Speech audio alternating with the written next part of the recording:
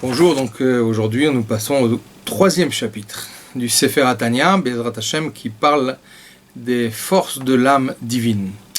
Effectivement, on a commencé en fait à parler de la grandeur de l'âme divine qui est en nous, qui est la deuxième âme, celle qui vient après l'âme animale, celle qui est en fait un don de force pour que l'on puisse remplir notre rôle en tant que juif, c'est-à-dire de raffiner le monde, de raffiner la matière, de raffiner notre âme animale, notamment notre côté humain, et que pour cela, Kadosh Baruch Hu va nous donner les forces, c'est cette âme divine en question qui est une partie de Dieu lui-même.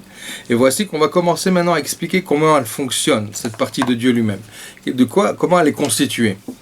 On sait qu'en fait, en haut, dans les mondes supérieurs, les mondes, chaque monde qui ont été créés, les mondes spirituels, notamment les trois mondes au-dessus du nôtre, le nôtre s'appelle le monde de Asiya, le monde de l'action. Au-dessus se trouve le monde de Yetzira, le monde de la formation, qui est au-dessus de lui le monde de Bria, celui de la création, et le monde de Hatzilut, qui est le plus haut et le plus raffiné de tous, qui est le monde de l'émanation.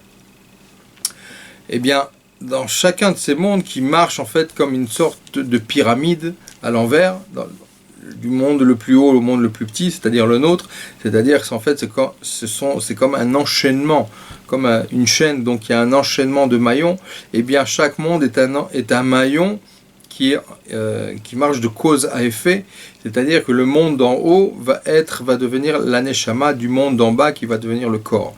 Et ainsi de suite, le monde d'Atzilut sera l'aneshama du monde de Bria, le monde de Bria sera l'aneshama du monde de Yetzira, et le monde de Yetzira sera l'aneshama, l'âme du monde de Asiya.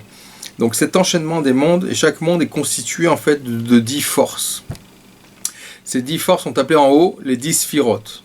Ce sont les 10 canaux d'énergie qui constituent chacun de ces mondes. Voici que l'homme qui est fait à l'image de Kadosh Baruch Hu va lui être aussi créé à l'image de Dieu, et donc cette âme divine va être elle aussi dotée de 10 forces. 10 forces qui sont en fait les 10 sphirotes d'en haut. C'est en fait la charnière, les 10 forces que nous possédons dans l'âme divine permettent en fait de se relier au monde spirituel, et notamment à Kadosh Baruch Hu. Et Kadosh Baruch Hu donc a créé une chaîne qui permet de pouvoir relier le haut et le bas, les mondes les plus hauts avec le monde le plus bas. Et nous sommes cette charnière, le juif est cette charnière qui fait cette liaison, un peu comme une centrale atomique, d'accord, qui va fournir de l'électricité à tout un pays. Cette centrale atomique produit une énergie extrêmement puissante. C'est pour ça que dans chaque ville, il y aura une centrale qui va diminuer la force de cette énergie, de cette électricité. Et dans chaque quartier, il y aura encore un transformateur qui va diminuer l'intensité donc, du courant. Et dans chaque bâtiment, il y aura encore un transformateur qui va diminuer l'intensité pour arriver à 220 volts. Et enfin, dans chaque maison, chaque prise va elle aussi donner donc un courant qui sera après diminué par un transformateur pour être adapté à l'appareil. Donc de la même manière, les mondes sont des transformateurs et des adapteurs. Alors on expliquera dans un autre cours comment ça fonctionne, mais c'est simplement pour nous dire qu'en fait le Kadosh Baruch Hu va nous donner cet honneur de nous confier cette mission qui est d'élever la matière. Pour élever la matière, j'ai besoin, et c'est pour ça que le Ham Israël est doté de ces deux âmes, l'âme animale et l'âme divine, l'une qui est liée avec la matière, l'autre qui est liée avec les mondes spirituels, et le travail du juif, c'est en fait de relier les deux, de montrer que le monde est lokut, le monde est en fait divin, comme à l'image d'Avraham Avinu, qui appelait le monde Kel Olam. Le monde, c'est Dieu, Dieu monde. Pourquoi ? Pour montrer qu'en vérité, qu'il n'y a pas de différence. Et ça, c'est le travail de chacun d'entre nous, de montrer que ce monde-là est en vérité que de la Eloku, que du divin. Pour cela, il faut le nettoyer. Pour ça, il faut travailler dessus.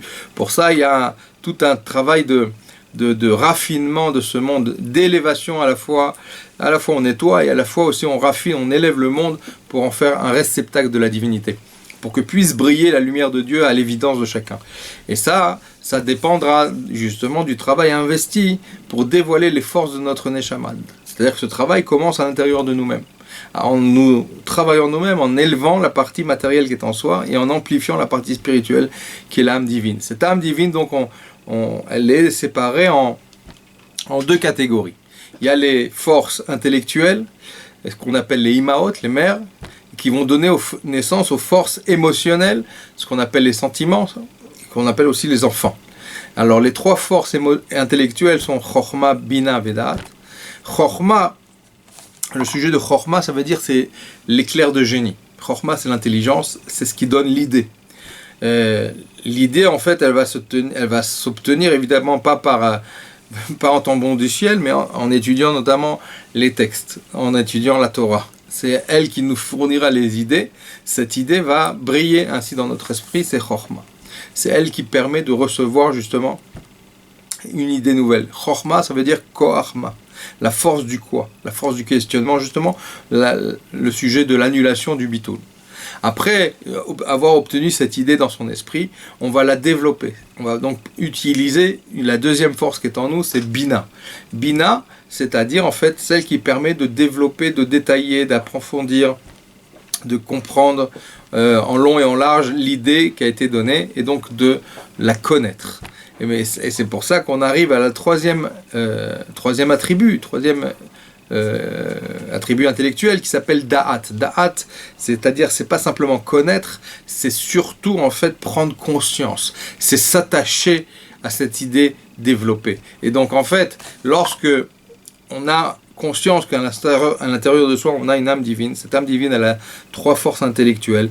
Et que lorsqu'on se met à étudier la Torah, on développe en fait notre attachement avec Akadosh Baruch Hu, en passant par Chokhmah, Bina, Chokhmah, donc l'idée que la Torah nous donne, l'idée que Dieu est grand, est infini. Donc c'est le sujet de développer la grandeur d'Akadosh Baruch Hu qui permettra d'être développé par l'intellect, justement, l'intellect de Bina. Bina va ainsi développer cette idée de la grandeur de Dieu pour arriver à Da'at. Da'at, c'est prendre conscience en vérité de l'omniprésence, l'omnipotence d'Akadosh Baruch Hu, qui est donc ainsi, comme on a dit tout à l'heure, elles s'appellent les Imaot, elles s'appellent les mères, ces trois forces intellectuelles qui vont donner naissance aux sentiments, notamment les sentiments d'amour et de crainte de Dieu, qui sont les deux premières sphirotes, Chesed ou Gvura, bonté et rigueur.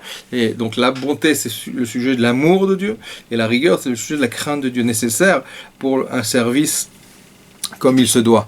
C'est pour ça que l'on doit effectivement mettre en valeur l'étude de la Torah, mettre en valeur la pratique des mitzvot, qui sont en vérité le sujet, les outils donnés pour pouvoir développer la neshama à l'intérieur de moi. À la fois la neshama et raffiner le corps à l'intérieur de moi. Et lorsque je mets en action mes forces de l'âme, alors à ce moment-là, je peux développer aussi mon attachement à Kadosh Baruch Hu, la place que peut prendre la neshama, et donc prendre en vérité son rôle de gouverneur. L'âme divine va gouverner sur le corps, et c'est le but de la manœuvre, afin que justement ce corps puisse trouver son élévation, son épanouissement véritable, d'être un réceptacle du divin, au tel point que dans les temps futurs, il sera marqué au sujet du corps juif que Mi Bessari Echazeh Elokai, de ma chair je verrai Akadosh Baruch Hu, pour vous dire à quel point on peut élever le corps humain, la matière,